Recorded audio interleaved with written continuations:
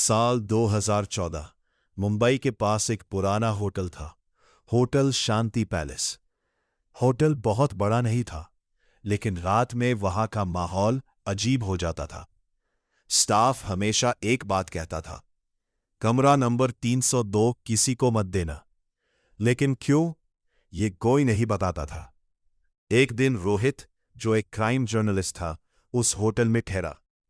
उसे शहर में हुए एक पुराने मर्डर केस की जांच करनी थी। रिसेप्शन पर बैठे बूढ़े मैनेजर ने कहा, सारे कमरे भरे हैं, बस 302 खाली है। रोहित मुस्कुराया, भूत वाला कमरा होगा क्या? मैनेजर ने जवाब नहीं दिया, बस चुपचाप चाबी दे दी। पहली रात कमरा 302 तीसरी मंजिल के आखिरी कोने में था।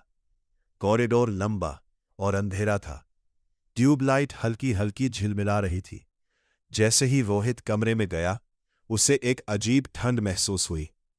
कमरा साफ था, लेकिन अंदर एक अजीब सी गंध थी, जैसे कुछ सड़ चुका हो। रोहित ने सोचा, शायद पुराने होटल की वजह से ऐसा होगा। उसने अपना बैग रखा और सोने चला गया। रात 2:47 AM पर उसे अचानक कदमों की आवाज सुनाई दी। टप टप टप, जैसे कोई कमरे के अंदर चल रहा हो। रोहित उठकर बैठ गया, लेकिन कमरे में कोई नहीं था। अगली सुबह रोहित ने होटल के पुराने रिकॉर्ड देखने की मांग की।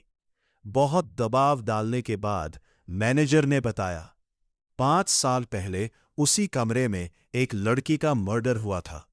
उसका नाम था नेहा। वो अपने बॉयफ्रेंड के साथ होटल में आई थी, लेकिन अगली सुबह उसकी लाश बिस्तर के नीचे मिली।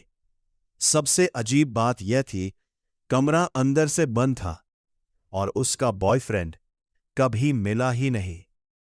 दूसरी रात रोहित को अब शक हो रहा था कि इस केस में कुछ छुपाया गया है। वो फिर उसी कमरे में सोया। रात 3 AM अचानक कमरे का बाथरूम अपने आप खुल गया। चो, दरवाजा धीरे धीरे खुला। रोहित का दिल तेज धड़कने लगा। उसने टॉर्च उठाई और बाथरूम में देखा।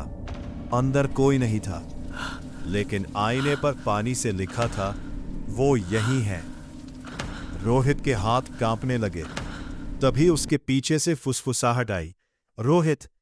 वो तुरंत पलटा, कोई नहीं। छुपा हुआ सच। अगले दिन रोहित पुलिस स्टेशन गया। पुराने केस की फाइल मांगी। फाइल पढ़ते ही उसका दिमाग घूम गया। नेहा का बॉयफ्रेंड रोहित ही था।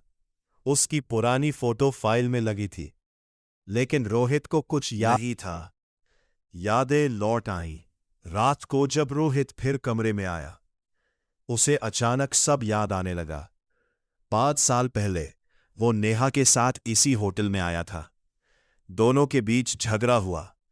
गुस्से में रोहित ने नेहा को धक्का दिया। उसका सिर टेबल से टकराया और वो वहीं मर गई। डर के मारे रोहित ने लाश को बिस्तर के नीचे छुपा दिया और भाग गया, लेकिन वो रात के बाद उसकी याददाश्त चली गई। आखिरी रात रोहित बिस्तर पर बैठा कांप रहा था। अचानक कमरे का तापमान बहुत ठंडा हो गया। आईने पर फिर लिखा हुआ दिखा, मुझे याद है। बाथरूम का दरवाजा धीरे धीरे खुला और वहां एक लड़की खड़ी थी। उसका सिर टेढ़ा था, आंखें पूरी काली और चेहरे से खून बह रहा था। वो धीरे धीरे रोहित की तरफ बढ़ने लगी।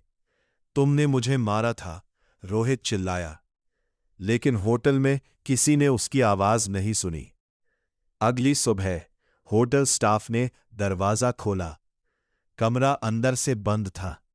रोहित की लाश बिस्तर के नीचे मिली, बिल्कुल उसी तरह जैसे नेहा की मिली थी। दीवार पर खून से लिखा था, अब हम बराबर हैं। आज भी होटल शांति पैलेस का कमरा 302 बंद है। कहते हैं रात 3 AM पर वहां से 2 लोगों के झगड़ने की आवाज आती है और कभी कभी किसी आदमी की चीख।